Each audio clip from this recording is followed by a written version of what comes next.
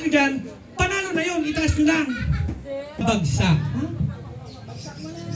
Kasi pag binagsak nyo, may mananalo. Itaas nyo lang. Ha? Subukan nyo ibagsak yan at para manalo kayo. Huwag nyo ibabagsak, itaas lang. Hanggang hindi sila bumabagsak.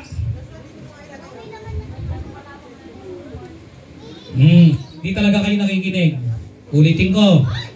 Ang unang babagsak dyan, panalo na. Itaas nyo lang, huwag nyo ibabagsak. Ha? Okay, galingan nyo. Okay, hanggang alas 7 tayo ng gabi rito.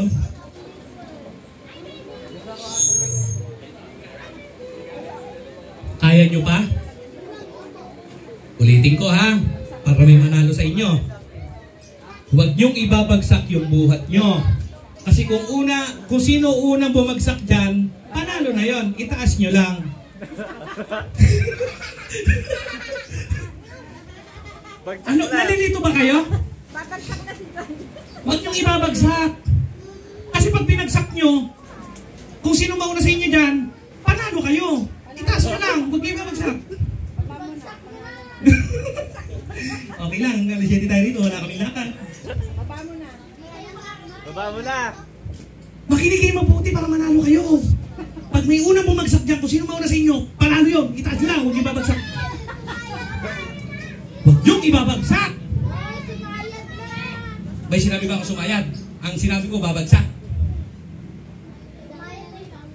May sayad ako sinabi. Bagsak ang sabi ko.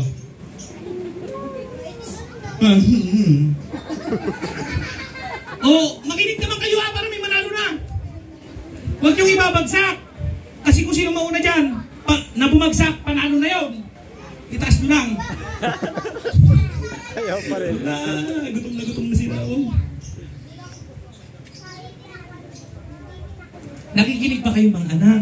Banjelin, ibagsak mo! Kaya mo pa ba?